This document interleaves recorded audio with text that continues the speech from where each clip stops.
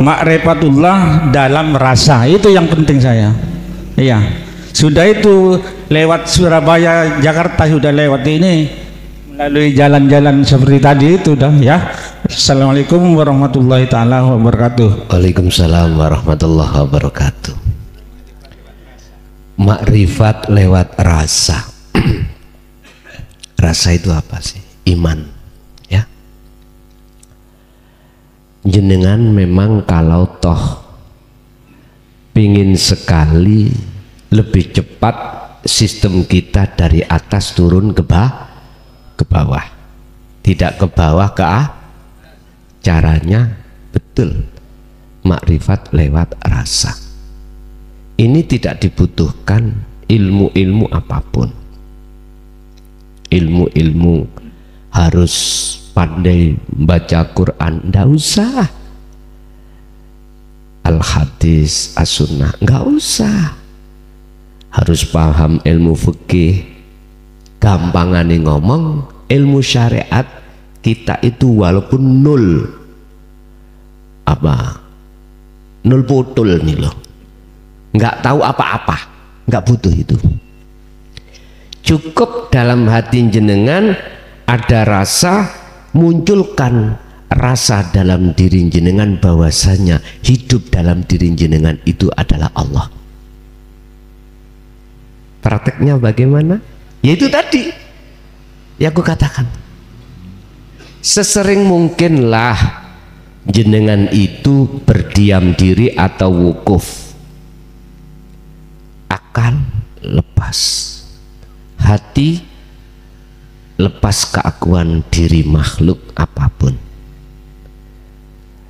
Akhirnya keakuan Allah dalam diri jenengan mesti akan muncul. Kalau nggak muncul, paksa muncul.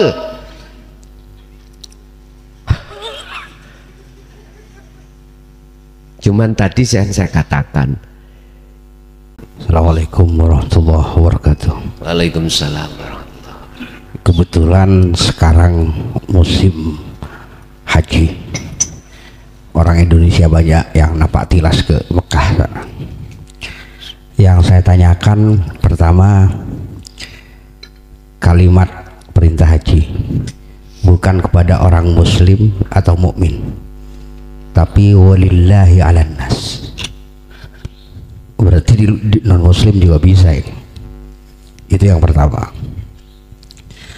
Yang kedua, banyak iklan jalan ke sana ke sini menawarkan surga.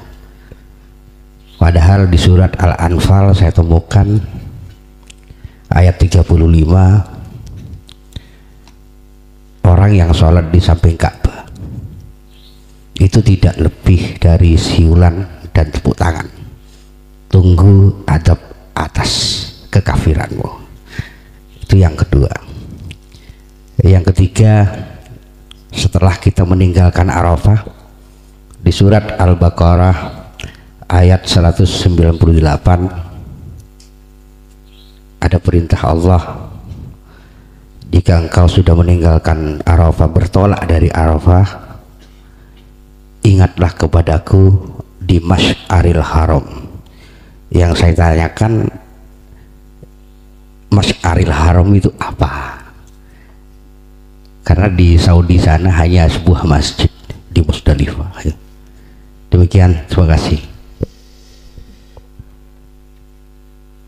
Terkait masalah haji, panggilan, ya ayyuhan nas nasu'budu rabbakumul ladzi khalaqakum.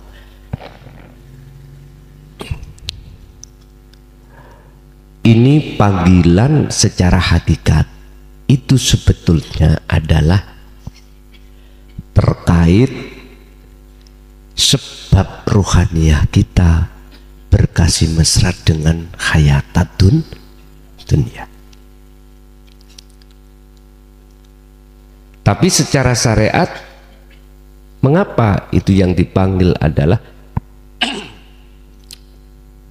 orang-orang, tidak hanya orang mukmin, yang dipanggil mukmin itu kan secara syariatnya wujudnya yang kesana itu hanya orang mukmin.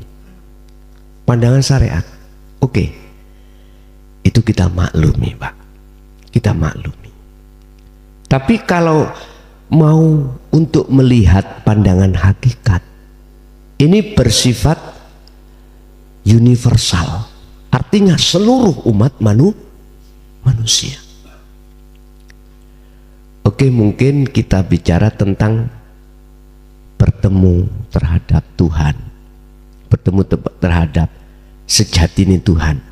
Itu bahasanya itu adalah kalimatnya Rob. Wa man kana yarju liqa Robbi. Rob itu kan Tuhan. Berarti untuk seluruh umat manusia. Ya ayuhan nasu ubudu rabbakumul ladzi khalaqakum. Abudu ini boleh diartikan menghadap.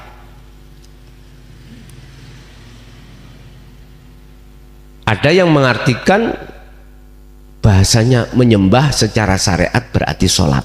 Oke, itu pandangan syariat kita terima. Karena pendidikan syariat seperti itu. Tapi pandangan hakikat, abudu itu menghadap, menemui Allah, menemui Tuhan. Mana yang dimaksud Allah? Kalau di dalam Rob bihi iki kan ai nek tafsir nangane syariat nangane wong Islam kan ai Allah lah gitu dah. Tapi boleh dong itu diartikan selain agama Islam, namanya bukan Allah. Boleh-boleh saja. Wong bahasanya isim nakirah, Rob umum, Tuhan, berarti semua agama boleh. Cuman caranya untuk kembali, untuk menghadap dan bertemu kepada yang memanggil kita, caranya umat Islam secara syariat dohir dengan selain agama Islam, silakan berbeda, monggo silakan berbeda. Kalau bahasa saya sih nasional Pak, boleh Allah temui tidak hanya lewat di dalam sholat 5 waktu aja, tapi boleh jenengan temui Allah itu di segala hal aktivitas apapun. Saya tidak fanatik, enggak, segala hal apapun. Sebab kalau kita sudah masuk di ruangan Rob, Allah itu boleh dengan bahasa apapun. Tidak harus bahasa Arab, tidak harus bahasa Madura bisa Pak. Allah ya paham bahasa Madura. Buktinya keakuan diri hidup dalam diri jenengan paham apa kakan makan. Jenengan tak paham toh? Lah paham jenengan iku menunjukkan Allah paham.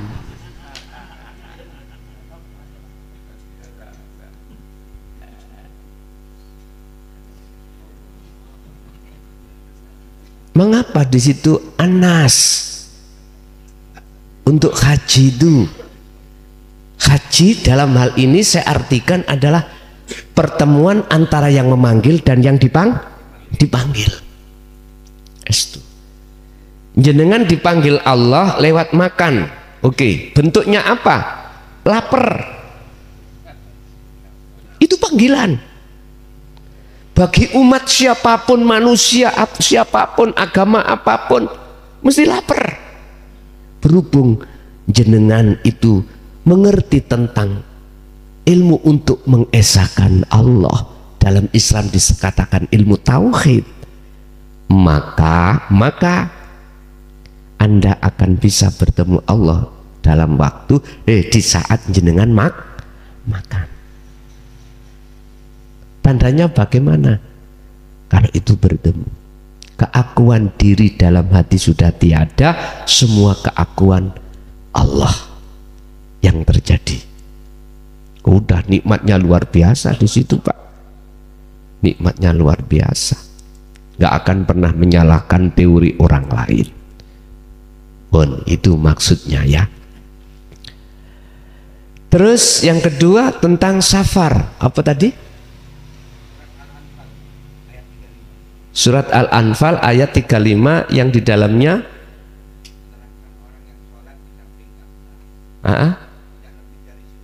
oh gitu. Mohon maaf nggih. Sekali lagi bukan bermaksud saya adalah menyalahkan saudara-saudara kita yang ada di Makom Am, yang ada di sana. Enggak. Itu memang hukum syariat, memang karakter kita seperti itu. Mengapa dikatakan di situ seperti orang yang bersiul? Karena di dalam diri kita ada sifat munafik. Ada sifat munafik. Apa sih munafik itu? Wa minan nasi may yaqulu amanna billah wa bil yaumil akhir tapi wa mahum bimu'minin. Kita mengucapkan beriman pada Allah secara bilisan. Estu Pak. Dan hari akhir. Tapi sebenarnya wa mahum bimu'minin, kita itu bukan orang yang dikatakan orang yang beriman. Sehingga dikatakan dalam surat Al-Anfal ayat 3 tadi 35 kita dikatakan bersiul ya, guyon Pak. Apa maksudnya? Gini Pak, ketika kita menghadap Allah yang katanya haji di situ, apa yang ada di dalam isi hati kita adalah surga, pahala.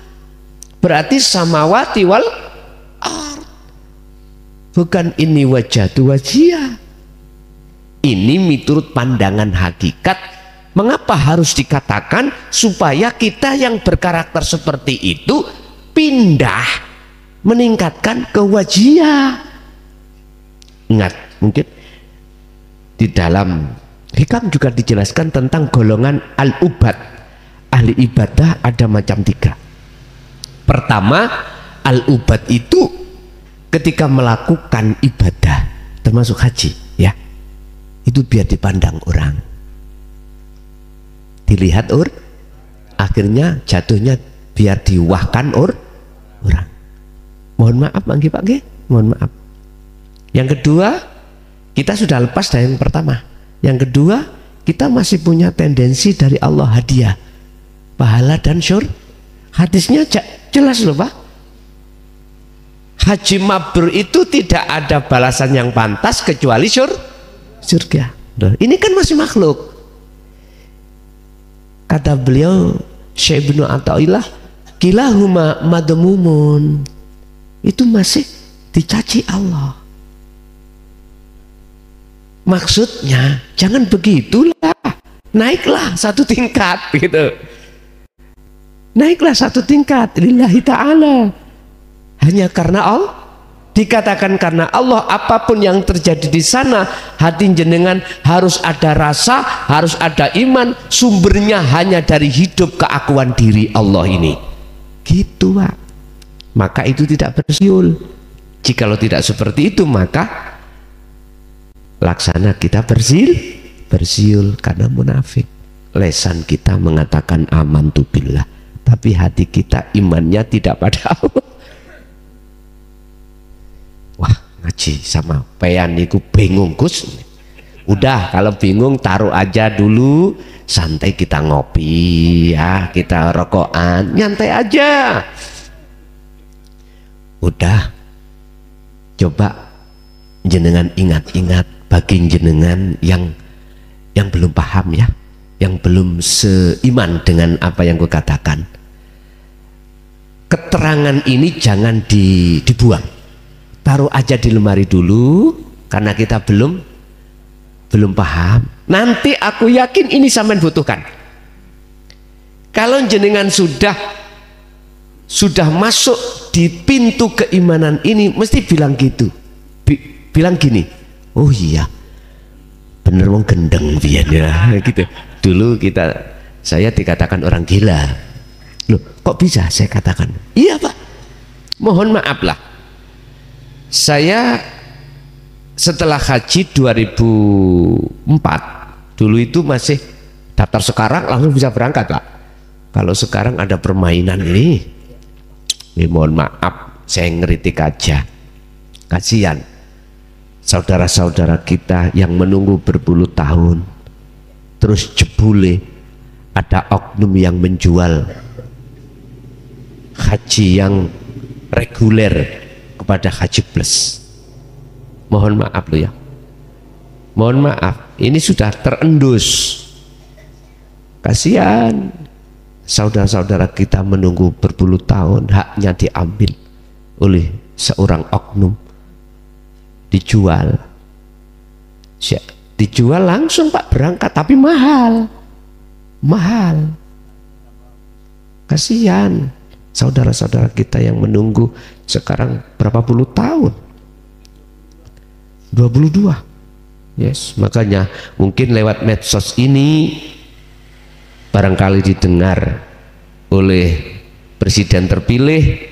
Sekali lagi saya mohon untuk dibantu masyarakat tentang reguler ini ya, karena belum tentu kita menunggu kita menangi Pak ya, kebanyakan sudah mati, belum sampai sudah mati. Tolong untuk diupayakan bagaimana caranya pemerintahan untuk berlaku benar dan menindak oknum-oknum, akhirnya masyarakat ini lekas berangkat. Bapak Ibu, kembali kepada bersiul. Terus bagaimana caranya kita supaya tidak masuk dalam golongan bersiul itu? Mau dan tidak mau, terimalah ajaran para tabi'ina sholihin, guru akhirat kita, yang menerangkan, mengajarkan tentang dinut tauhid ini. Pun hanya itu Pak jawabannya. Kalau ini selama kita tolak, maka selama itu hati kita masih terisi selain Allah. Terus yang ketiga apa tadi Pak?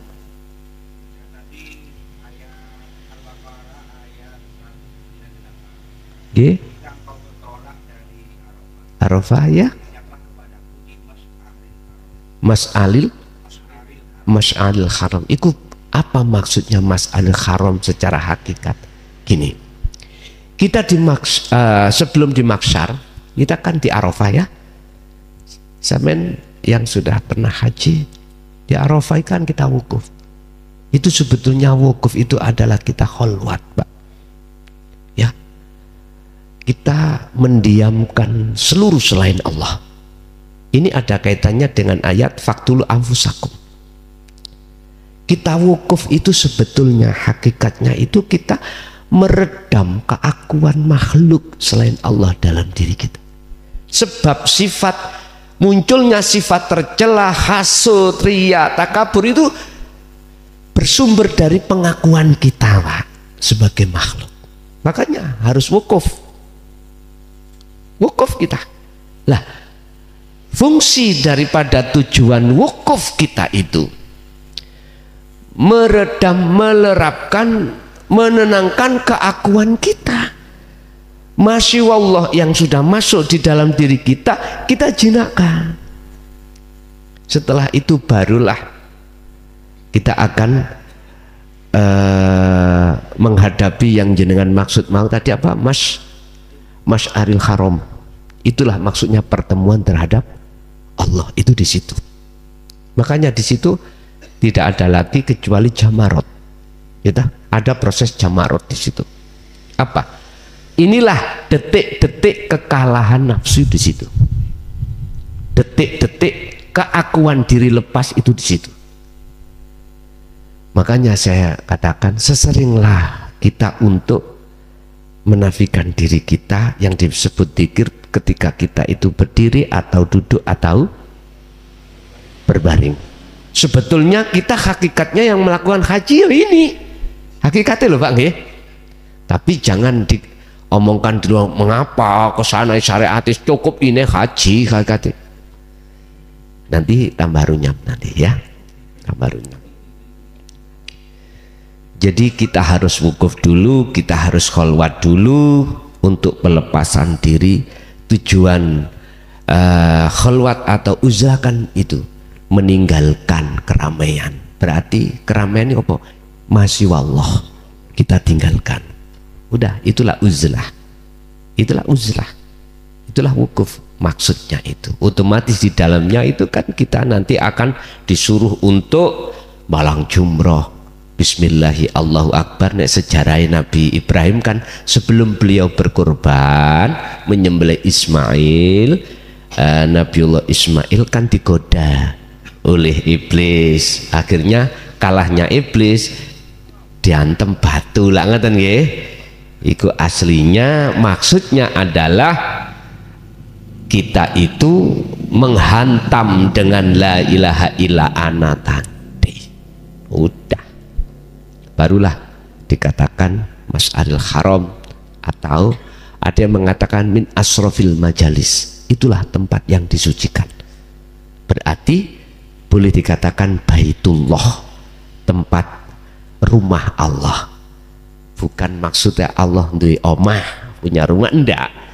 Artinya hati jenengan ini sudah tidak ada lain kecuali isinya hanya ingsun Allah. Kalau bahasa Nabi Musa itu fakotistam sakabil bilwadil muqaddasit atwa. Tempat yang disucikan disebut atwa, lembah yang disucikan atwa. Makanya Musa, lepaskanlah kedua sandal kamu, sebab kau mau masuk lembah yang disucikan, disebut atwa.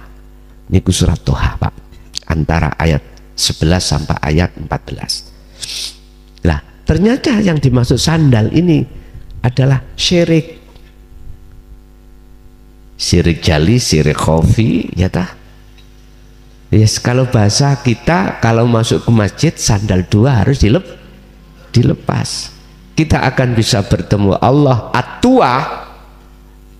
Nek cara jenengan Mas'aril Haram ketemu Allah, ya harus dilepas itu. Caranya harus wukuf,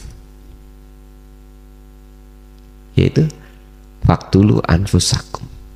Niki cara ekstrim, Pak. Zamannya Nabi Musa itu ekstrim, faktul anfusakum, macetup niki, ya toh, melepaskan keakuan dan muncul akunya Allah. Ya aku ya Allah, ya aku ya Allah. Allah ya Karim. Nggih. Ada lagi? Maka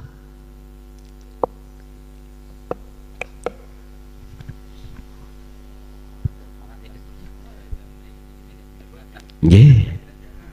Nanti kalau 5 orang bapak-bapak, nanti setelah itu ibu, Pak, nggih, kita kasih kesempatan 5 bapak, habis itu ibu nanti.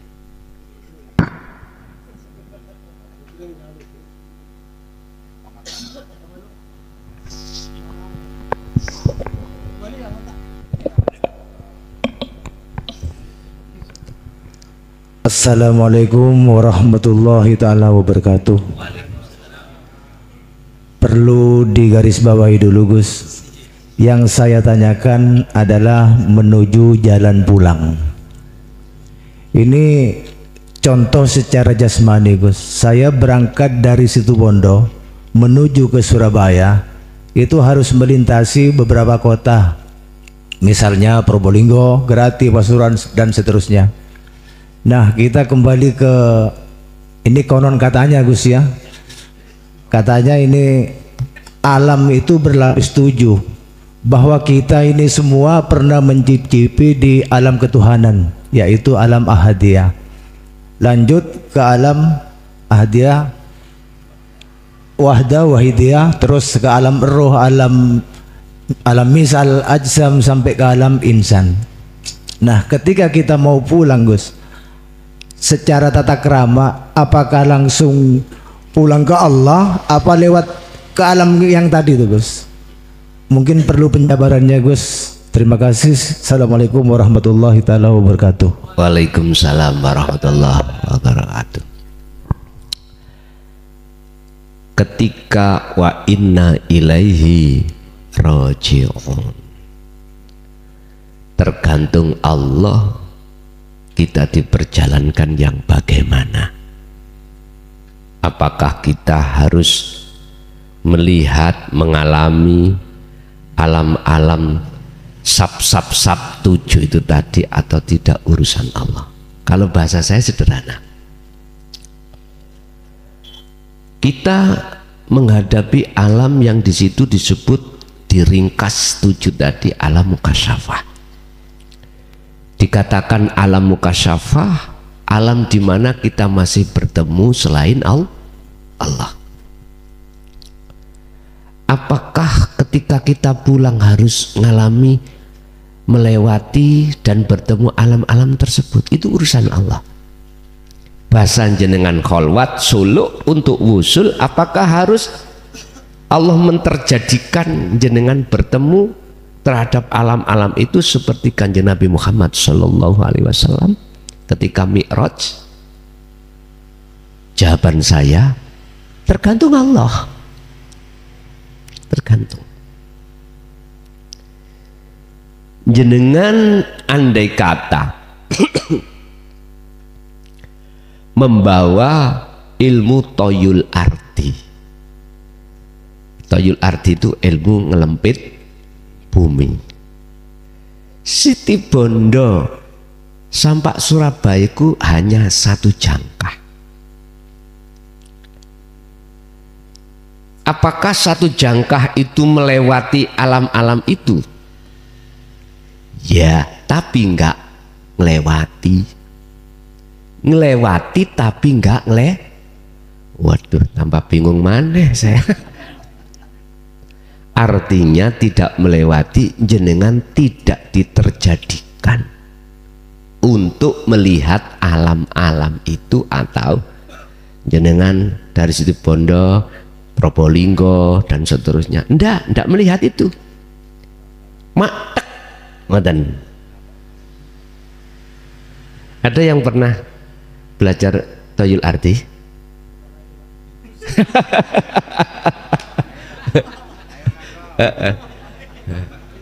Nggih.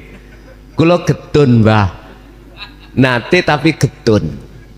Nggih. Karena karmae mangkel kali kula dijatuhno nang Bengawan Sulu. Getun kula. Getun, ketemu getunnya itu kalau sudah melewati baru alah ngeten. Gini. Jadi bisa jadi itu nanti Allah tidak menterjadikan, bisa jadi menterjadikan. Hanya Rasulullah dawuh, kal barki, kembalimu seperti kilat. Bahasa kita toyul arti. Monggo, mboten napa-napa. Saya tidak menyalahkan jenengan ketika kholwat suluk itu terus dihadapkan Allah berbagai alam di dalamnya. Karena itu wewenangnya Allah. Dan Allah punya maksud. Allah punya maksud.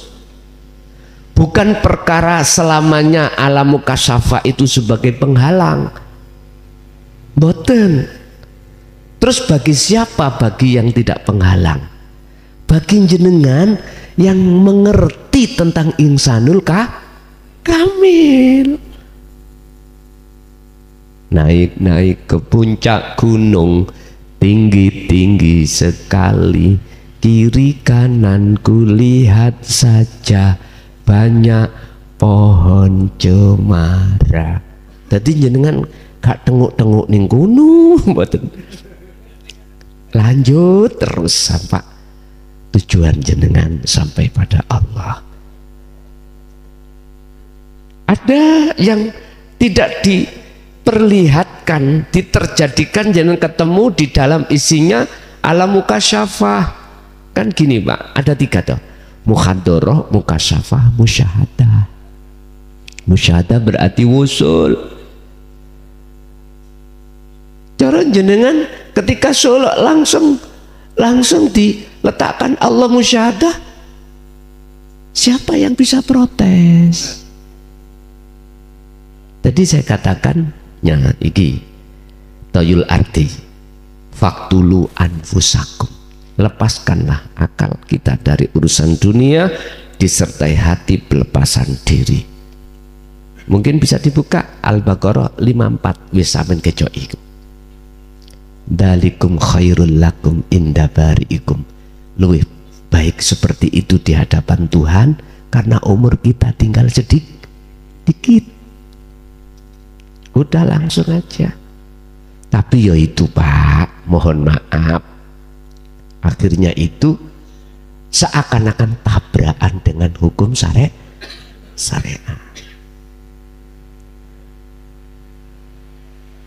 Tapi jenengan nanti tidak akan bingung dan tidak akan diperjalankan rohaniyah ini dalam jalannya nafsu, nggak akan. Pasti jenengan akan secara perjalanannya itu siratal mustaqim, lurus terus. Urusan orang lain menyalahkan monggo, itu hak orang lain. Sing penting jenengan lekas sampai.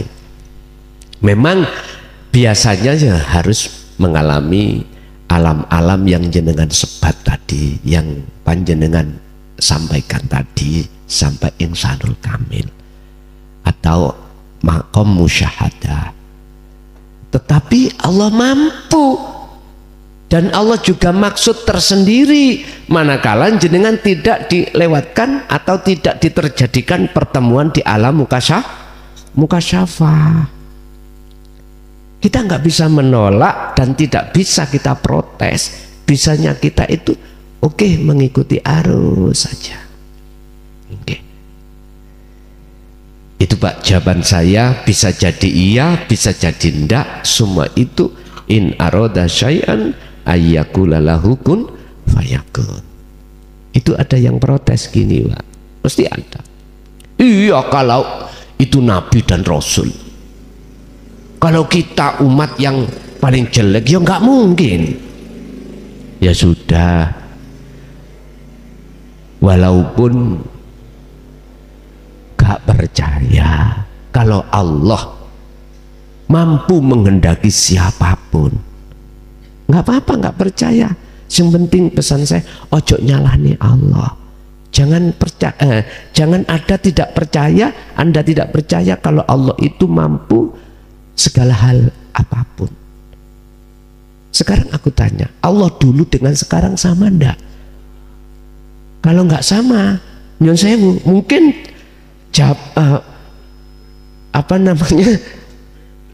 makolan jenengan bener. Tapi kalau Allah dulu dengan sekarang itu sama, siapapun yang dikehendaki monggo kersa, itu urusan Allah. Kita nggak usah masuk ke ranahnya Allah. Sebab innallaha ala kulli syai'in qadir. Nggih nyun sewu, jenengan nggih mboten kula salahno karena pandangan jenengan memakai pandangan syariat. Tidak ada yang dimaksumkan kecuali Kanjeng. Tidak ada nabi dan rasul yang dimi'rajkan kecuali Kanjeng. Ya udah nggak apa-apa. Ngoten nggih. Nggih, wonten boleh, monggo.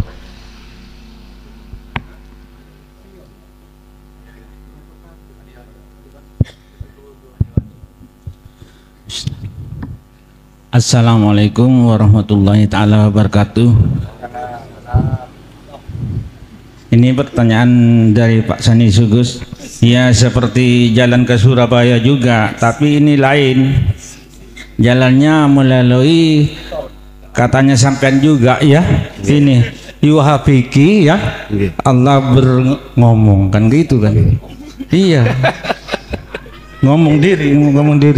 Terus ikan ndak sekolah, serahkan baju-baju ke Allah, maksud tak gitu.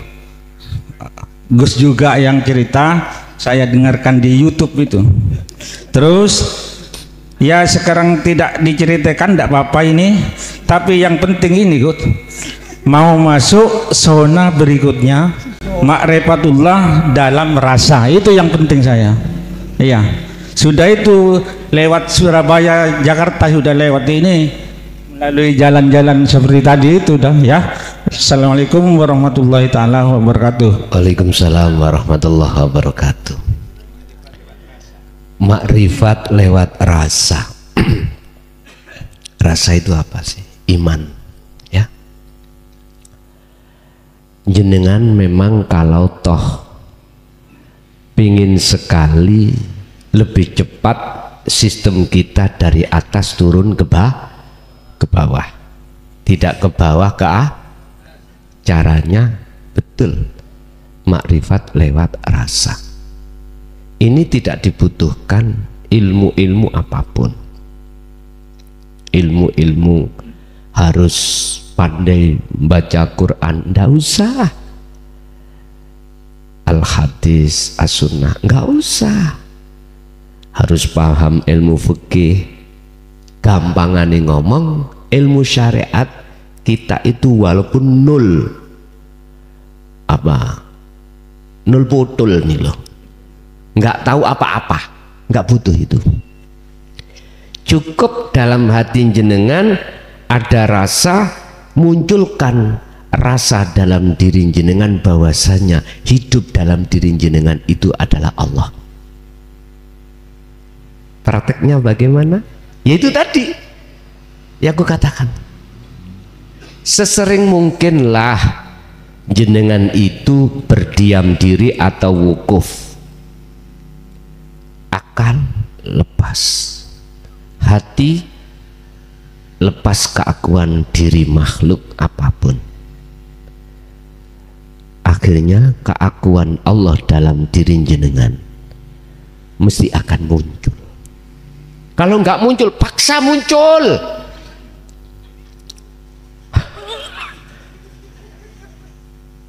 Cuman tadi saya katakan itu sah muncul tatkala keakuan diri sudah tiada pun cepat nih. Nanti kan ada proses dalam hati jenengan iku maksep gitu Pak. Nanti jenengan dimasukkan alam sing peteng, gak usah jenengan takut. Udah pun jangan keluar dari situ. Udah ikuti terus, nanti mesti padang. Kalau sudah keluar namanya padang, minad dzulumati ilan nur, udah pasti jenengan nggak akan pernah mau keluar. Jikalau memang tidak dikeluarkan, akhirnya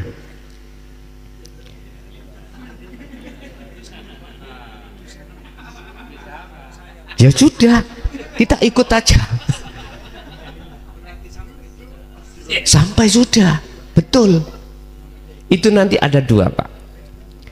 Tidak dikeluarkan dalam keadaan kita sudah dijemput kematian, kita dikeluarkan tetap rohani hati sampai dalam keadaan terus terang benderang. Allahu waliyul ladina amanu yukhrijuhum minal zulumati ilan. Udah, walaupun jenengan dikembalikan lagi, posisi hati sampean selalu terang benderang. Udah, hati selalu makrifat pada Allah, selalu makrifat. Jadi inilah yang dimaksud amal yang berlandaskan wujudu siril ikhlas. Amal itu bernyawa, amal sampean bermakrifat. Yo ini lho Pak, yang bahasa syariat Allah katakan di dalam kitab Ihya, ceritanya Imam Ghazali, bukan sholatmu Ghazali, bukan karena ibadah-ibadah yang lainnya kau kumasukkan ke rahmatku, bahasa syariat surga, hanya karena ketika saat kau menulis mushaf Ihya, kau biarkan yang namanya lalat meminum mangsi di asbak. Sepele Pak nggih. Padahal itu tidak sepele. Beliau makrifat pada Allah. Ada lagi, sepanjang hidupnya 21 melakukan zina. Tapi mengapa? Gara-gara meminumi anjing haus, ghafarallahu laha min dzunubiha wa kafir anha sayiatiha. Ayo, hanya sepele tak? padahal perilakunya kan, kalau kita bicara zina kan sudah mentok Pak nggih. Tapi mengapa di situ kok ya gara-gara ngombeni guguk anjing kehausan. Jangan yang dimaksud mengasih minum itu bukan makrifatnya itu loh pada saat itu. Terus apalagi jenengan iki segala amal itu selalu rahasianya ikhlas selalu ada. Wah luar biasa ini Bapak Ibu. Jadi jenengan yang paling penting jadikan rasa sebagai pijakan jenengan jatuh pada ahad.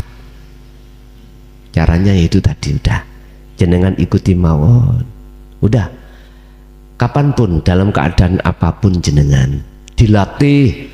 Kalau kita itu duduk karena memang umur kita sudah tua Pak ya, kadang punggung ini terasa sakit kalau kelamaan ya dah, udah sambil berbaring aja, udah sambil berbaring, mudah sekali kok. Allah tidak memberatkan. Nantilah jenengan sampean rasakan, nanti terjadi magnes dalam hati jenengan, masuk di dalam alam gelap ataukah langsung terang, urusannya Allah. Alam gelap berarti alam mukasyafah Pak, alam terang berarti musyahadah, urusannya Allah. Udah disuruh nikmati gelap dulu monggo, langsung terang dia monggo, yang penting jangan takut, udah aja. Ada lagi? Kasih bapak dulu, monggo bapak-bapak dulu.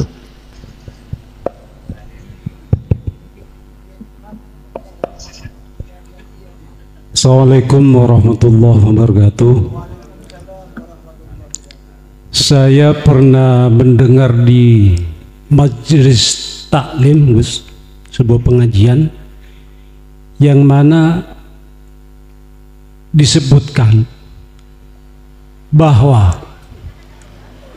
semua ulama-ulama hakikat sepakat semuanya itu. Apa yang disepakati? Bahwa Al-Quranul Karim yang turun kepada Nabi Muhammad itu tidak ada suara, tidak ada tulisan. Itu semua ulama-ulama hakikat itu sepakat semua. Pertanyaannya, Gus, kok bisa Nabi Muhammad itu paham, ngerti, tahu betul, padahal tidak ada suara, tidak ada tulisan yang turun kepada Nabi Muhammad?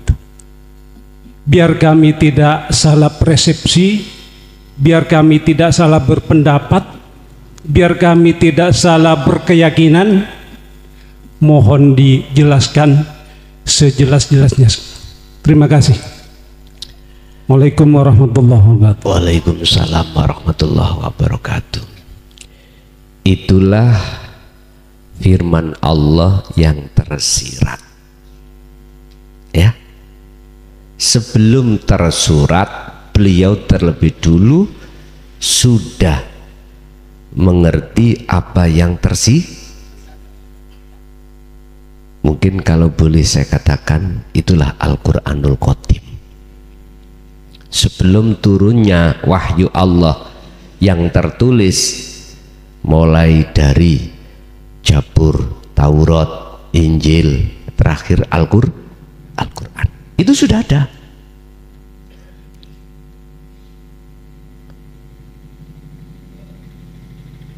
Dan seluruh jenengan arwah itu ngalami. Seluruh arwah pada diri kita semuanya itu ngalami.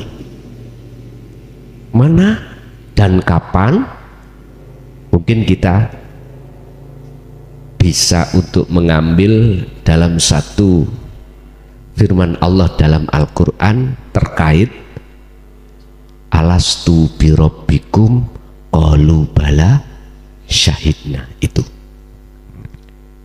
belum ada tulisannya, belum ada tulisannya. Itu dialog langsung jenengan dengan Allah. Nah, tidak jauh berbeda apa yang dimaksud dari beberapa ahli tahqiq. Ahli tahqiq tadi adalah ulama-ulama hakikat ya, yang mengatakan bahwasanya Rasulullah sebelum Al-Quran itu diturunkan, beliau itu sudah paham terkait masalah Al-Quran yang tidak bersuara dan tidak itu maksudnya adalah yang tersirat. Nah, ayat-ayat yang tersirat itu, kalau boleh saya katakan, itu juga di dalam tertulis dan tercipta.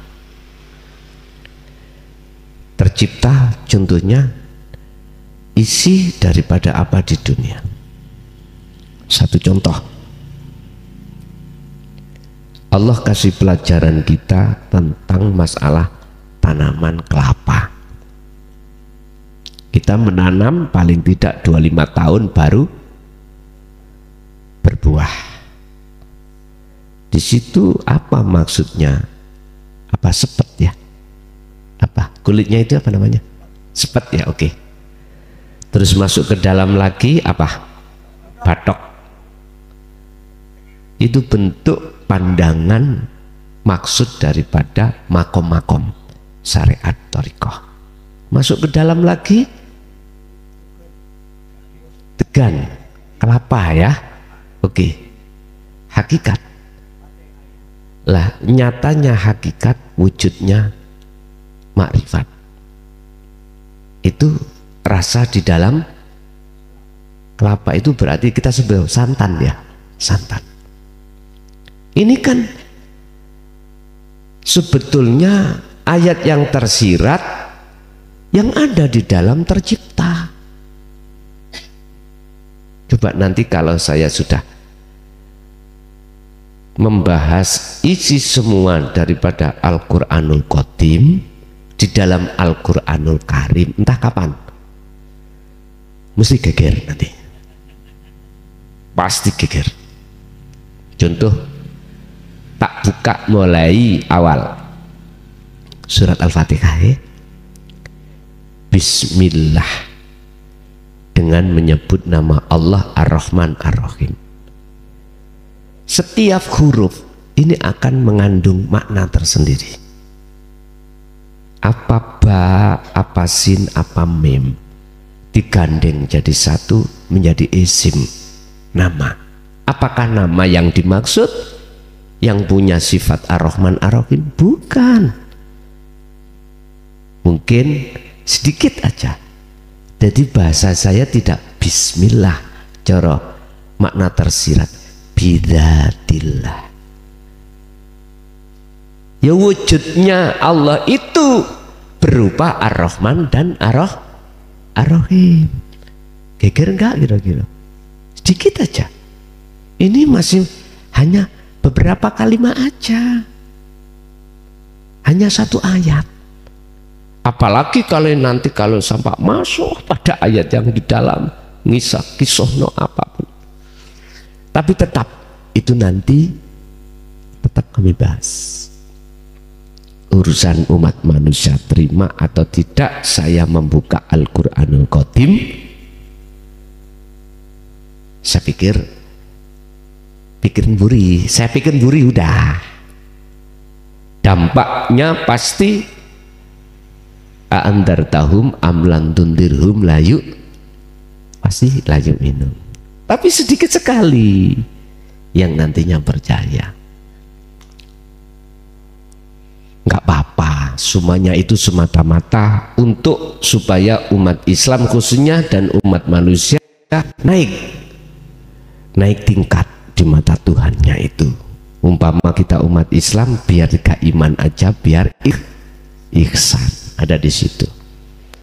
Berhubung banyak yang salah faham, akhirnya menjadi tidak faham, muncullah gejolak-gejolak.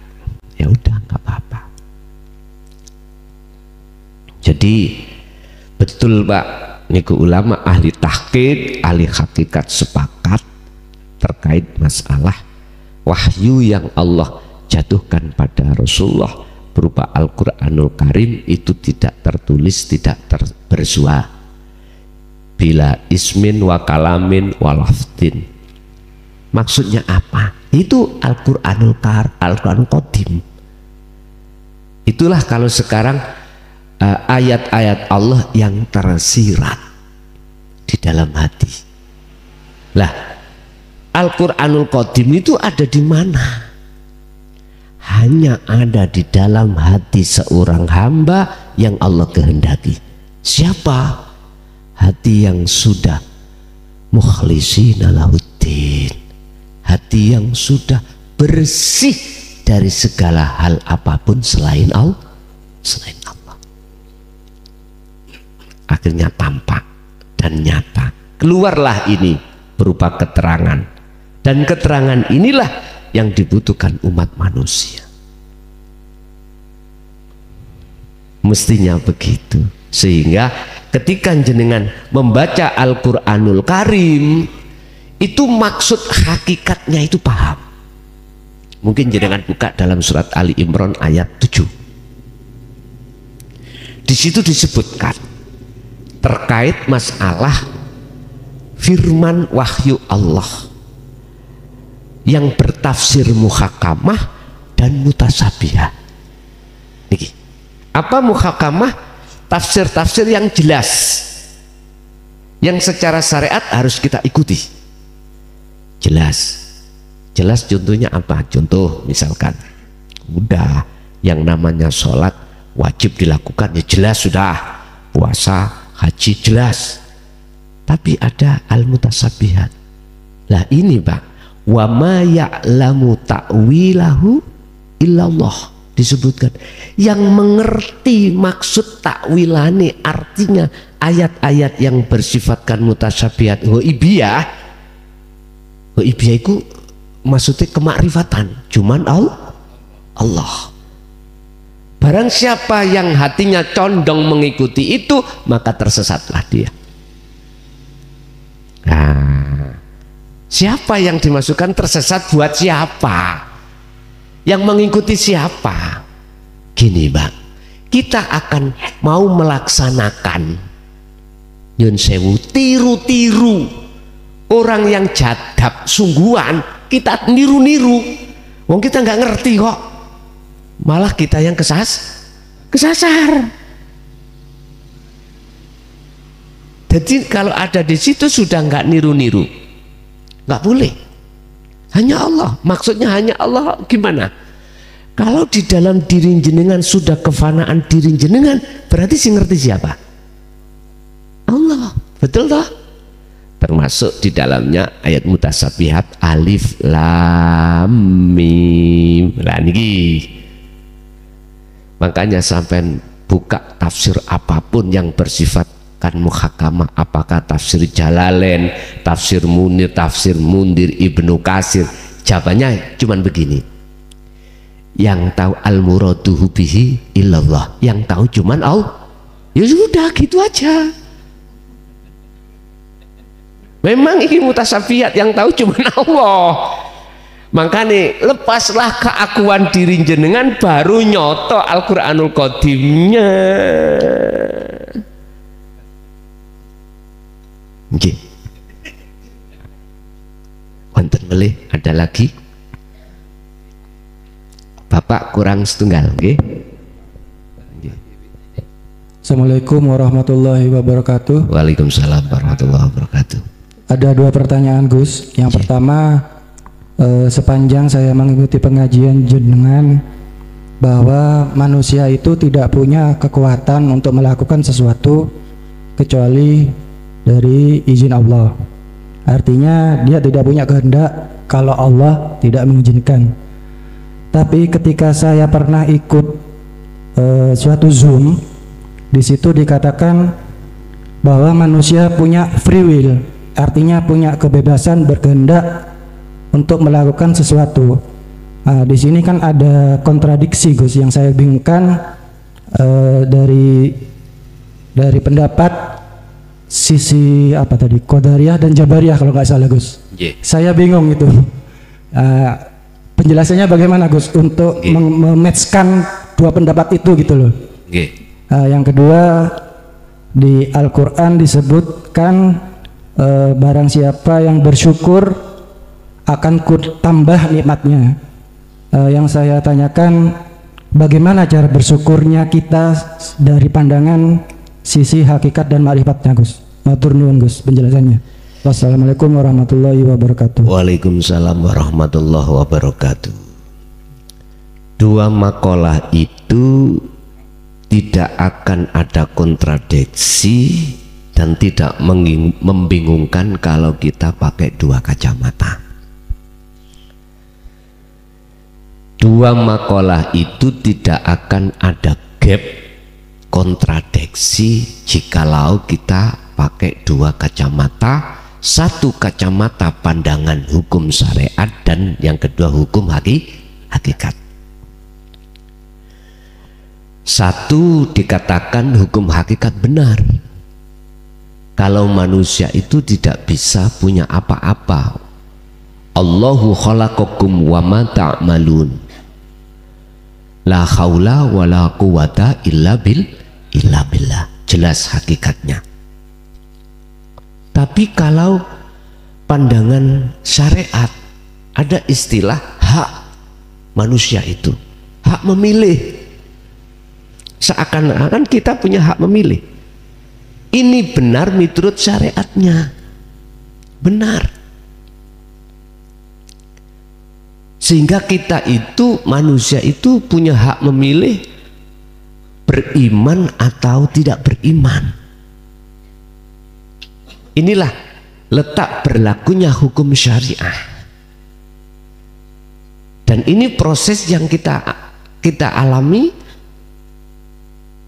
Kapan itu? Sejak kita masuk dalam dunia akil balik atau dewasa, memang seperti itu Pak.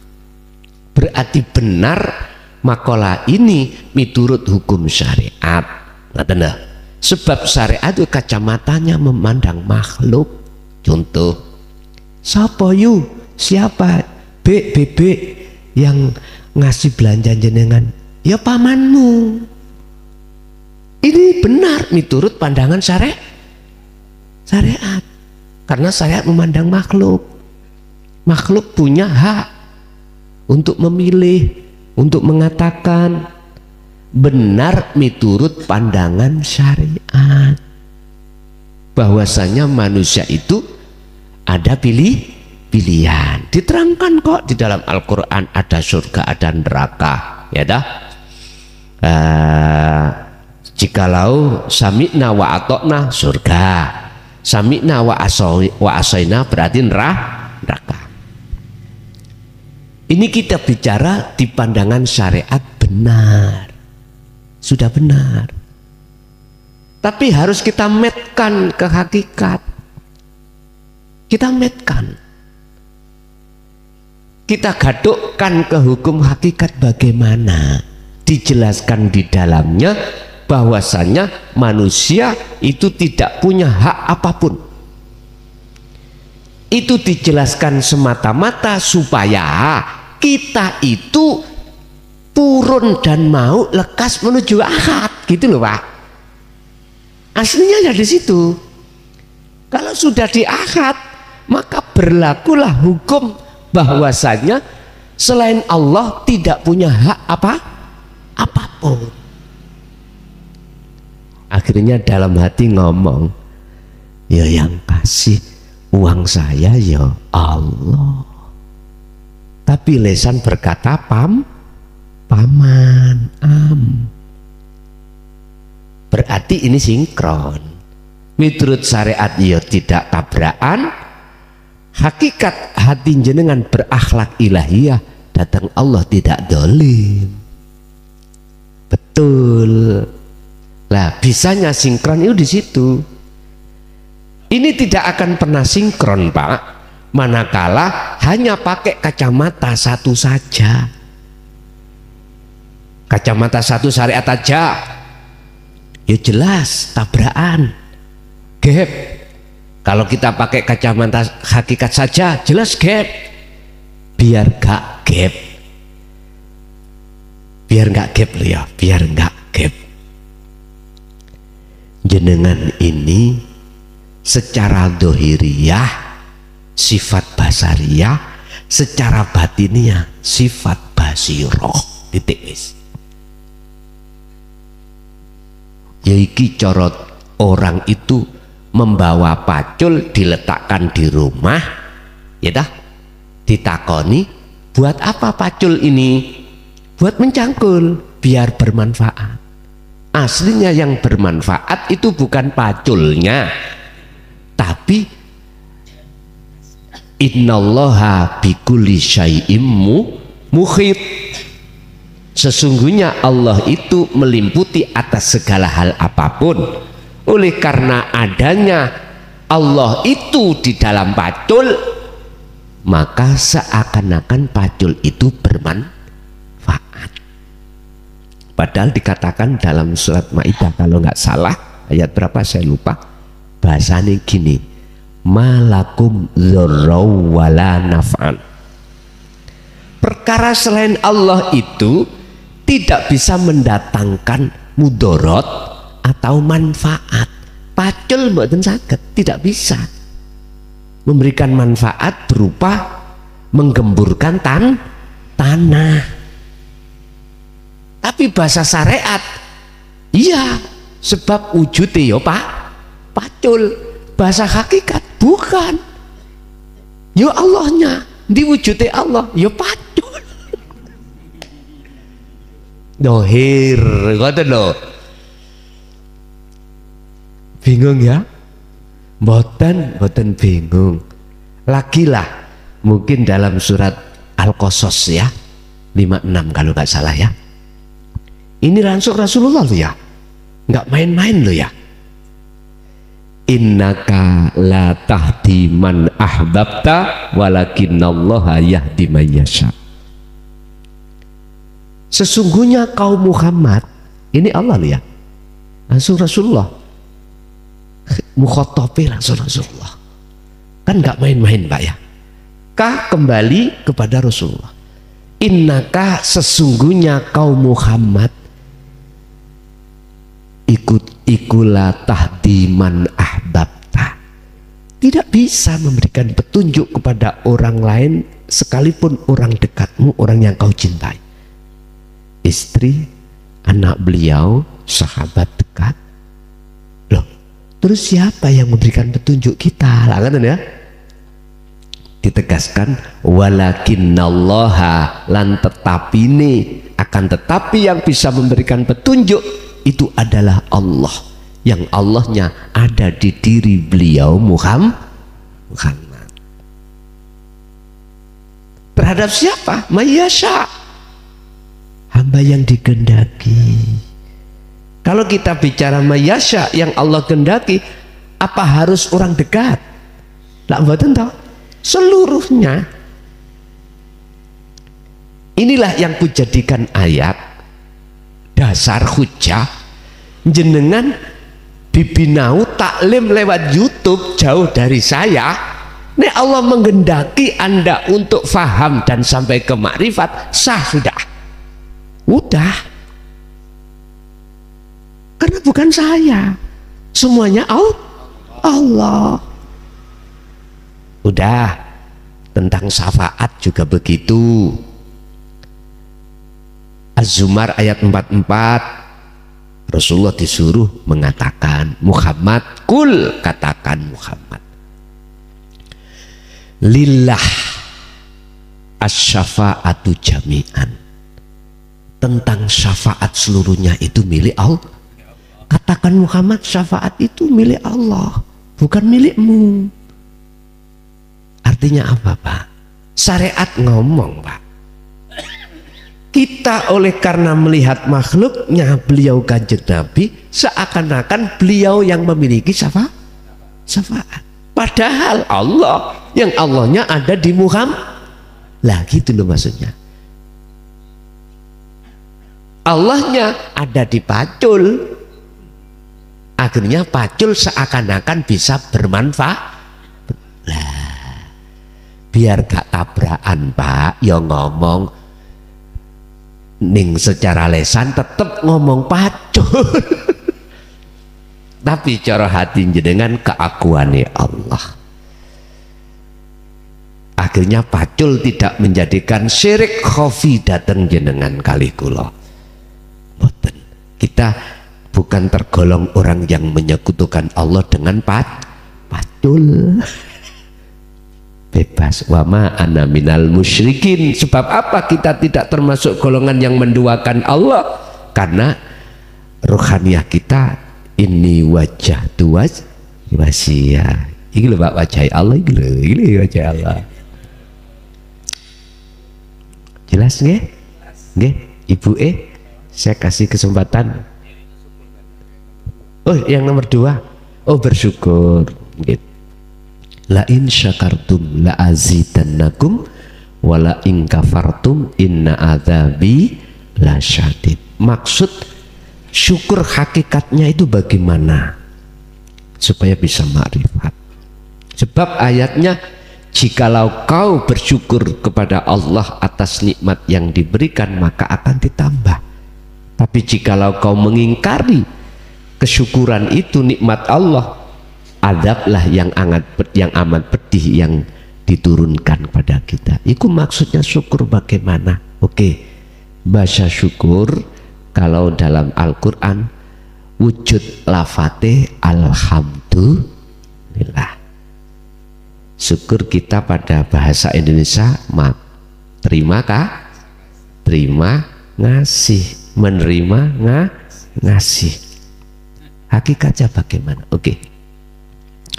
Kalau toh puja, puji itu alhamdulillah utawi sekabai, semua puja dan puji kita lillahi, hanya milik Allah. Ketika kita secara syariat boleh mengucapkan alhamdulillah, tapi secara ruhaniah jenengan lepas diri dari segala hal apapun selain, udah, yaitu hakikatnya. Akhirnya bisa sampai makrifat. Sehingga ketika kita mendapatkan rezeki secara syar'i, entah rezeki tentang masalah jelas, kalau rezeki ijab sudah, imdad ini yang setiap saat dan waktu kita terima, kelangsungan hidup, kita sudah lepas makhluknya, otomatis keakuan Allah. Inilah hakikatnya syukur. Berarti syukur, dalam syukur bisa kita jadikan sebagai kendaraan bertemu Allah. Makanya di situ ayatnya la azidannakum, tak tambah. Berarti jenengan ditambahi fasilitas-fasilitas untuk bertemu Allah. Mekaten. Nggih. Ibu saya kasih kesempatan, kalau ada monggo. Assalamualaikum warahmatullahi wabarakatuh. Gus, saya mu'alaf. Saya mau tanya, orang tua saya kan beda agama. Apakah ketika seorang ibu itu mengatakan hal yang sekiranya itu dalam tanda kutip mengutuk anaknya karena beda keyakinan dengan mereka, apakah doa dari seorang ibu itu akan dikabulkan sama Allah? Itu aja Gus, terima kasih. Assalamualaikum warahmatullahi wabarakatuh. Waalaikumsalam warahmatullahi wabarakatuh. Miturut versi Al-Quran, versi ya, nanti saya ungkap dari sisi syariat dan hakikatnya. Siapa ya yang disebut mukmin dan siapa yang disebut wong sing ingkar atau disebut wong kafir? Kalau versi syariat ini, kalau menurut saya kurang puas karena masih menyalahkan orang lain. Tapi tetap saya ungkap biar jenengan nggak salah paham. Yang dimaksud orang mukmin adalah orang-orang yang percaya bahwasanya Tuhan itu adalah Allah. Innallaha huwa rabbi wa rabbukum. Sesungguhnya Allah itu Tuhanmu lan Tuhanku. Ini kan sik nama Pak ya, nama. Oleh sebab itu fa'budu. Kalau sudah masuk fa'budu harus lepas nama ini. Kalau sudah masuk ke ranah hakikat, berarti tidak boleh kita itu fanatik dengan nama. Juga tidak boleh fanatik dengan bahasa atau suku atau bangsa, nggak boleh. Harus kita parkirkan dulu. Sebab fa'budu itu adalah madepe ruh menyang Allah, madepe ruh menyang urip lewat pangrosok, lewat iman. Lah disinilah Pak, iman itu bisa dibedakan antara hakikati orang mukmin dan orang kafir. Berarti tidak mendiskriminasikan individu. Enggak, individu dalam hal apapun, agamanya dan lain sebagainya. Enggak. Karena ini sudah apa? Sudah kita tanggalkan. Kita bicara, akhirnya bicara fa'budu itu Tuhan. Tuhan. Siapakah orang yang bertuhan itu? Ya tergantung. Kita dari pandangan syariat atau hakikat. Kalau itu tadi pandangan syariat, adalah orang-orang yang tidak percaya tentang apa ajaran dan isi dalam Al-Quran terkait masalah Allah.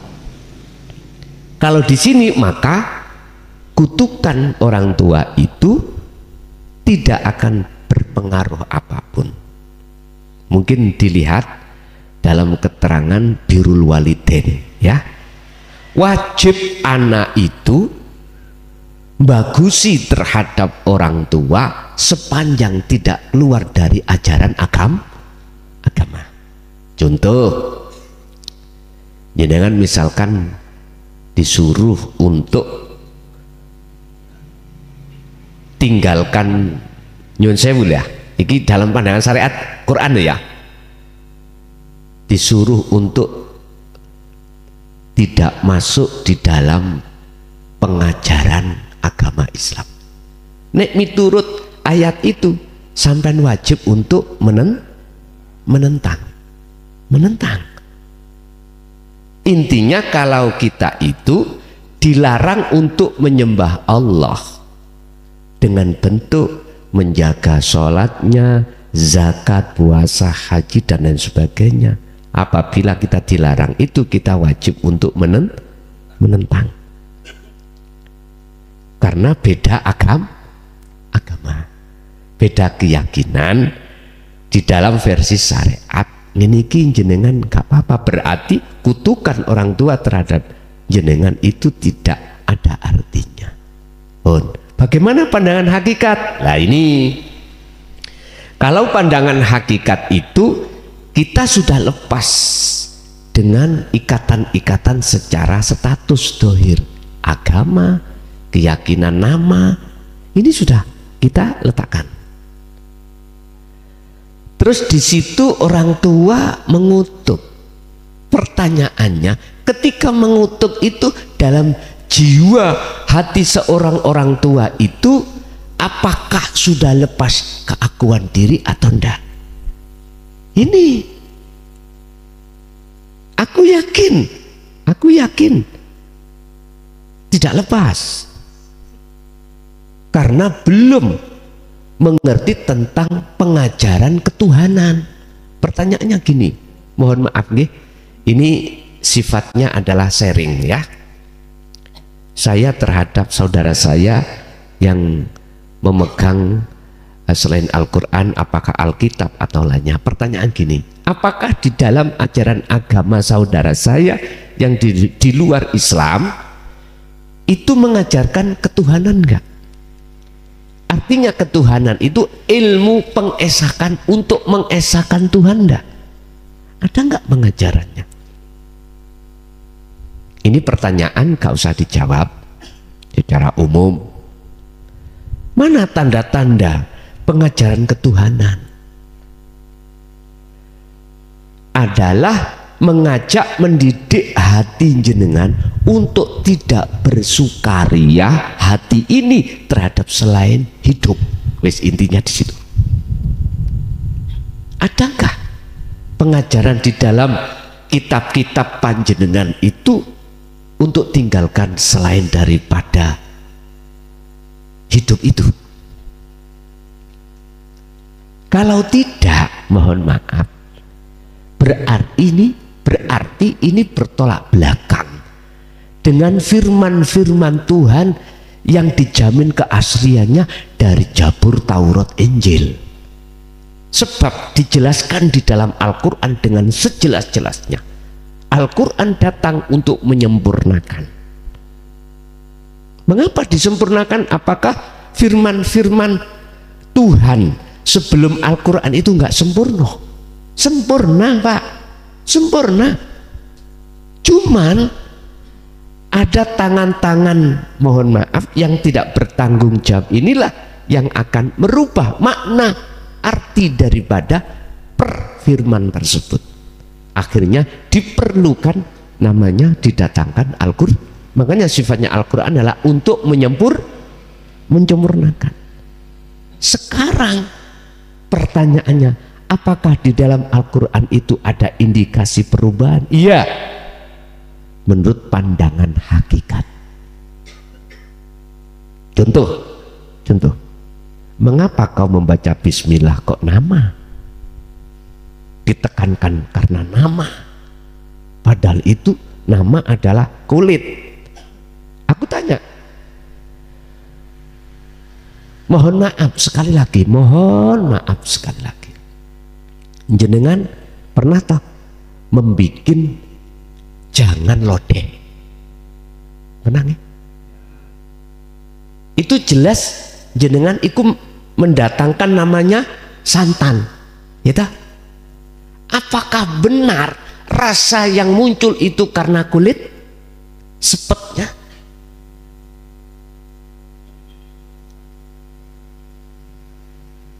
Si bingung. Mengapa kita beriman terhadap kulit? Makanya iman kita tidak akan pernah ihsan manakala kita masih muter-muter aja di kulit. Kita tidak akan menganggap terasa Allah dekat manakala kita tidak jatuh pada hakikat makrifat, Pak. Gak bisa, tetap Allah jauh. Akhirnya kita sembrono, berbuat dolim, berani, karena Allah terasa jauh. Sama dengan gini, saya pakai sepeda motor tanpa helm, berani saya, padahal ini melanggar lalu lintas, lampu merah tak sikat. Karena apa? Saya tidak merasa ada polisi. Coba kalau jenengan tahu polisi melihat kita, nggak akan berani, Pak, nggak akan berani. Makanya ditanya, ketika kita nerobos lampu merah, oh polisi yang delik, polisinya sembunyi, kita langsung ditangkap. Mengapa kamu kok berani tidak pakai helm? Karena saya tidak tahu kalau ada polisi. Iya, Pak. Dimohon maaf, saya yakin jikalau belum ada pengajaran menurut sistem, ya, belum ada pengajaran ketuhanan, siapapun kita, apapun agama kita, dalam diri hati kita masih merasa ada selain Allah yang bisa ini, bisa itu, punya ini, punya itu. Jikalau munculnya dawuh apa mang jenengan kutukan itu selain daripada Allah, nggak sah, Bu, jangan takut, nggak sah. Sebab yang bisa kualat, ya, yang bisa malati, yang bisa mendatangkan mudarat atau manfaat cuman Allah. Yang maksud Allah itu ada hidup dalam diri jenengan. Jenengan yang sudah duduk di dalam keakuan Allah.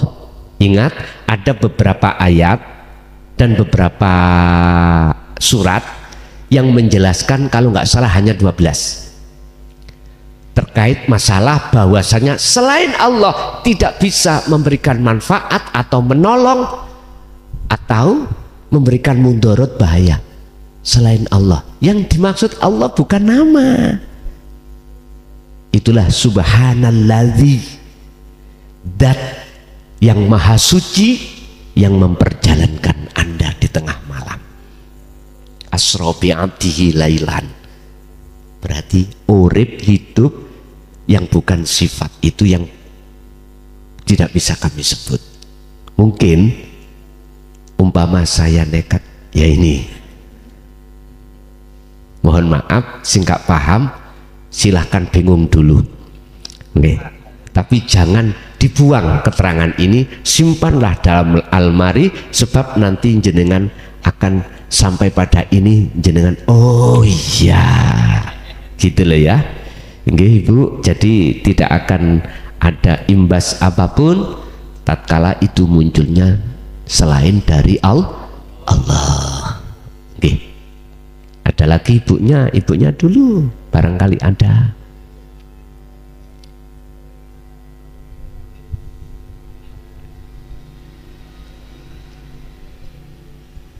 Assalamualaikum warahmatullahi ta'ala wabarakatuh. Waalaikumsalam warahmatullahi ta'ala wabarakatuh. Saya mau tanya Gus, tentang hakikatnya bid'ah itu, apakah yang dimaksud bid'ah?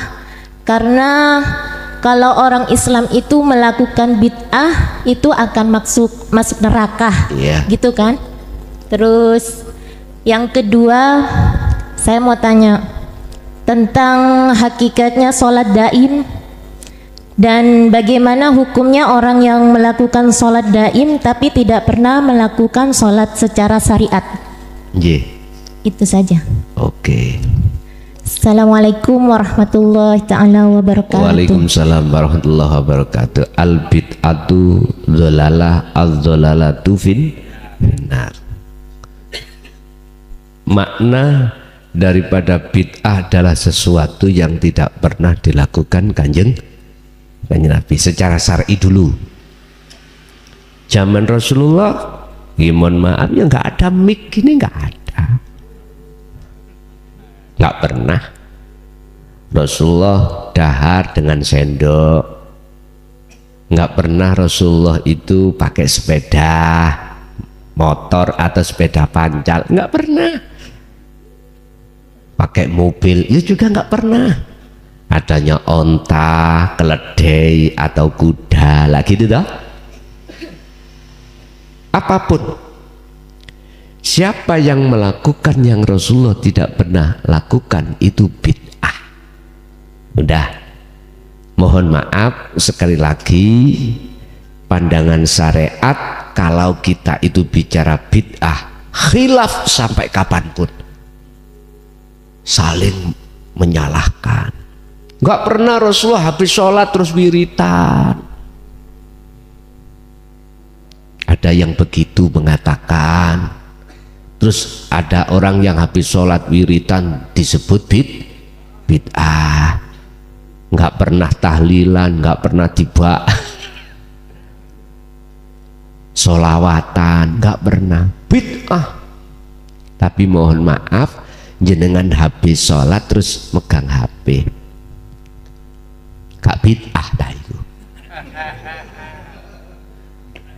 Kita kalau bicara dari pandangan syariat nggak ada habisnya Pak, gegeran terus, akhirnya bermusuhan terus. Coba mandang hakikat, apa sih yang dimaksud bid'ah secara hakikat? Udah, saya berangkat dari satu hadis yang mengatakan shollu kama ra'aitumuni usolli. Intinya gini Pak, pada zaman Rasulullah syariatnya dengan sekarang nggak sama. Dalam hal perilaku dohir. Syariat lah berlaku dohir ini toh. Zaman Rasulullah syariatnya kalau Rasulullah kemana-mana pakai onta. Sekarang apalagi Indonesia masa pakai unta? Haji pakai unta, nggak bisa, zamannya beda Pak. Kita pakai pesawat, kita pakai mobil, kita pakai kapal. Jangan dipersoalkan. Rasulullah dahar dengan 3 jari, jenengan pakai sendok, dan jangan dipersoalkan. Yang Rasulullah tidak pernah lakukan itu gini, apapun perkara lakukan beliau secara fisik, nggak pernah ruhaniyahnya itu jauh dari Allah. Itu berarti kalau kita melakukan sesuatu hati kita lalai pada Allah, itulah hakikatnya udah.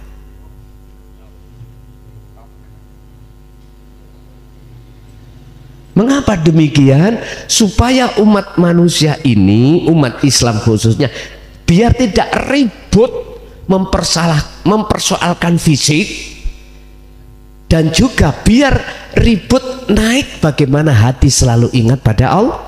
Itu maksudnya. Makanya shollu kama ra'aitumuni usolli, sholatlah kau seperti apa kau melihat aku pada waktu sholat bagaimana. Jadi nggak pernah diterangkan sholatnya Rasulullah itu hatinya itu wajah tuh terhadap samawati wal ard, mesti terhadap wajihiyah. Lo ngaten lo. Satu. Nomor 2 sholat daim. Sholat daim itu apa? Sholat yang dilakukan ruhaniyah. Hafidu ala sholawah wa sholatil wusta. Ya ini sholat daim ini. Urusan jasmani itu aktivitas apapun, ruhaniyah bila mana wajihiyah berarti itu sholat daim, sholat hakikat. Pertanyaannya, apakah orang yang melakukan sholat daim aja terus tidak melakukan sholat syariat bagaimana? Menurut saya nggak berani menyalahkan. Saya tidak berani menyalahkan. Karena ayatnya wa ma khalaqtul jinna wal insa illa liya'budun. Saya memandang dari sisi hakikat, saya tidak berani menyalahkan Pak. Karena segala aktivitas apapun yang beliau lakukan, ruhaniyahnya itu duduk di tajalli. Duduk di tajalli. Beda kalau mandang saya dari sisi syariat. Beda. Ayatnya juga jelas. Al-Baqarah 238. Hafidu, jagalah ala sholawah ing atasi ay al maktubah, yang disebut sholat 5 waktu. Jagalah berarti kewajiban. Tapi lupa kita ada wassolatil wusta. Jadi di situ nggak putus. Ada wawu ataf, menyambung, menyertakan wassolatil wusta dan sholat tengah. Ini nek sampean lihat dari Al-Quranul Karim tafsirannya, ada ulama yang mengatakan asar dan lain sebagainya. Bukan. Lihat di dalam Al-Quranul Qadimnya, itu sholat daim, sholat yang dilakukan ruhaniyah, menghadap pada Allah.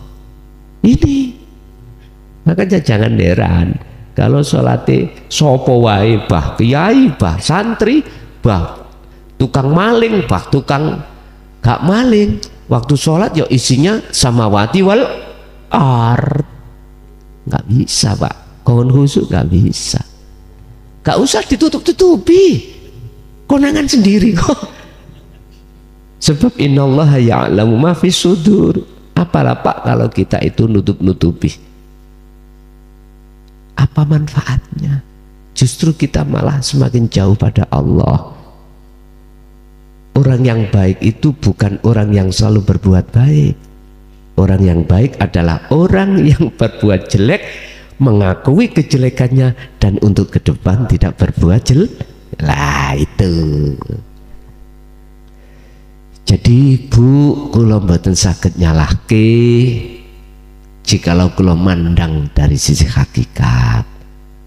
Mboten salah, karena dia itu memakai sistem majetubun, mungkin pakai sistem apa, illa liya'budun. Tapi kalau si syariat harus dijaga ini. Setelah itu waqumu lillahi qanitin, jagalah itu dengan khusyuk. Nggak bisa kita sholat 5 waktu khusyuk, nggak bisa kalau al-wustonya tidak disertakan. Mboten saged. Tetap isine wedhus sapi, apalagi nih ajeng belean ya. Yang ketepatan kita itu ada indikasi darah rendah, wedhus Pak, diharap-harap nih. Tapi kalau kita punya darah tinggi, sapi. Allah ya karim. Oke, Ibu masih ada? Ada lagi Bu? 3 lagi Bu. Assalamualaikum warahmatullahi wabarakatuh. Waalaikumsalam warahmatullahi wabarakatuh. Nun sewu Gus, mungkin saya sudah terlalu banyak bertanya, cuman ada satu hal yang sering saya pikirkan, bahwa semua perbuatan itu kan perbuatannya Allah Gus, semua af'al Allah. Terus bagaimana dengan sifat Allah yang maha adil? Sebab Allah memberi hidayah kepada orang yang dikehendaki diberi hidayah. Ada juga orang yang dimakomkan untuk tidak diberi hidayah. Terus letak keadilan Allah itu di mana? Sementara saya sering mengikuti dari para ahli ma'rifat, bahwa yang orang-orang terpilih itu hanya sekian persen aja, bahkan dikatakan hanya 1% orang-orang yang terpilih untuk mendapatkan hidayah tentang ilmu tauhid atau ilmu ma'rifat. Begitu pertanyaan saya Gus, matur nuwun. Assalamualaikum warahmatullahi wabarakatuh. Sebelum kita masuk dalam ayat penetapan hukum Gusti Allah itu, kita harus mengurai dulu asbabun nuzul.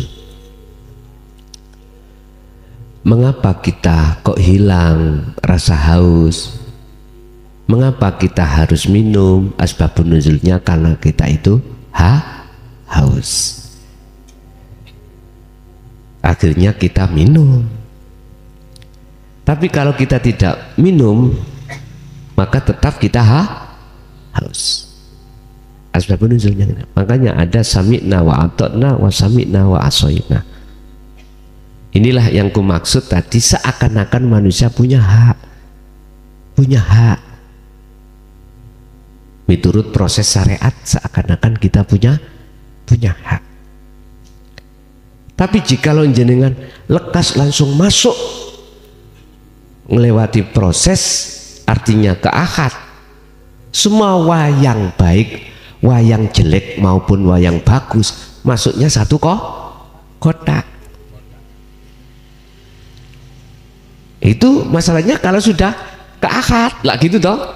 Makanya katanya Abu Nawas, Gusti kula mboten pantes, saya enggak cocok kalau dimasukkan surga karena dosa saya terlalu banyak, dan juga saya tidak kuat kalau dimasukkan neraka.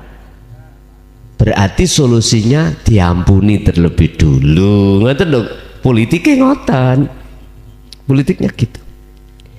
Jadi Bu, letak keadilan Allah justru satu disesatkan, satu diberikan petunjuk.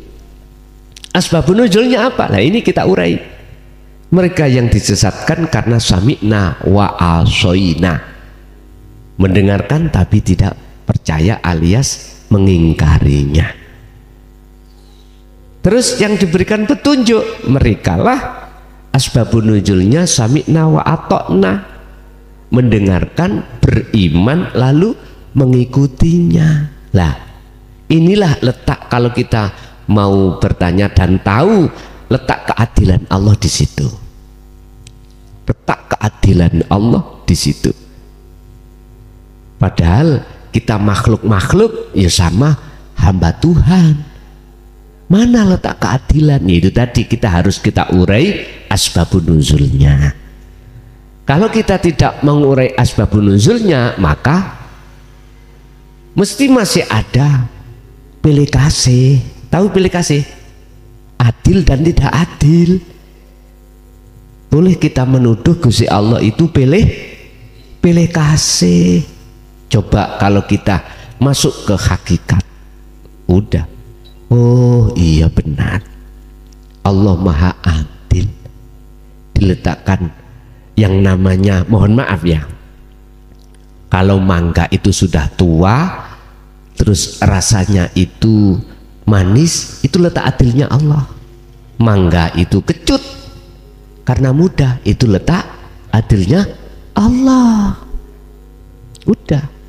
Jadi ada mangga itu tadi manis dan asam, itu atau kecut, itu bentuk adilnya Allah. Lah bagaimana caranya antara asam atau kecut sama manis? Itu la farqa bainahuma, tidak ada bedanya, masuk ke rasa.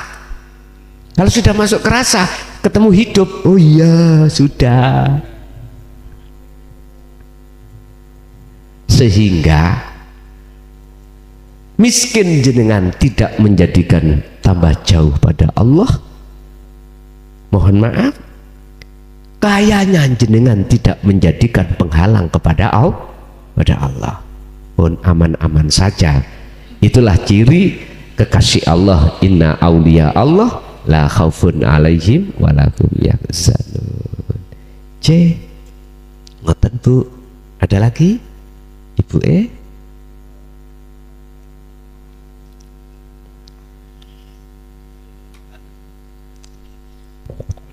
Maaf, mau tanya lagi ya Gus, enggak apa-apa ya?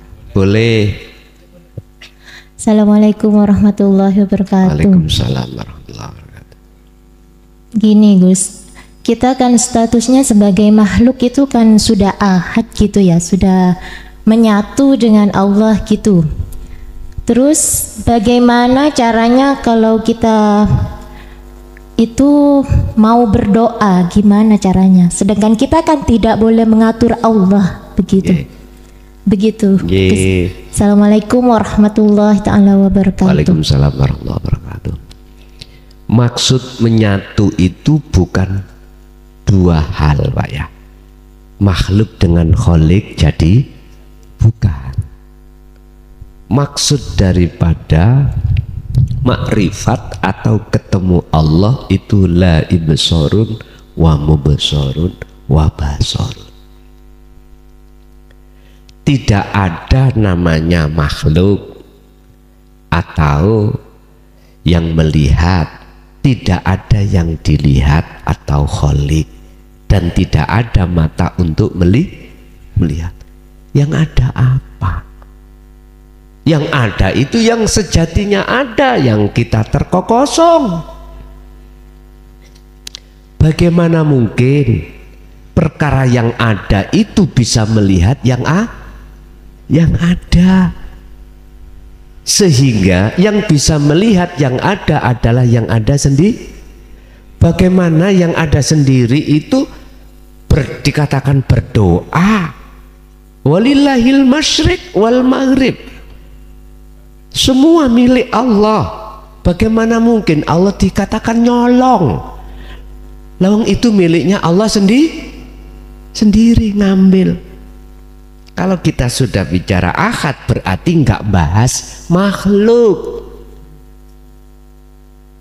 Kalau tidak bahas makhluk, ya tidak bahas doa. Bagaimana kita manusia bisa berdoa, lawang kita sudah tidak adil. Jadi hukum doa sudah tidak berlaku bagi Anda. Berlakunya sifat jaiz, wenang.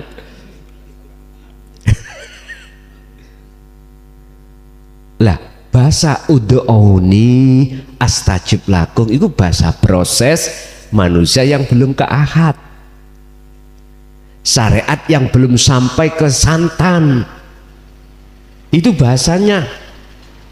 Akhirnya diartikan ud'uni itu minta. memohon. Mintalah kau padaku. Tidak diartikan datanglah kepadaku, mboten. Mintalah. Ahli tahqiq mengartikan ud'u niku menghadap, Pak. Menghadap. Sebab apa? Sebab yang memiliki ku Allah. Semua yang memiliki Allah, mestinya kita akan mengambil minta sesuatu itu harus ngomong dulu pada yang punya. Kita ngomong harus ketemu yang artinya makrifat dulu. Setelah kau makrifat nggak bisa berdoa kau. Justru oleh karena Anda tidak bisa berdoa, astajib.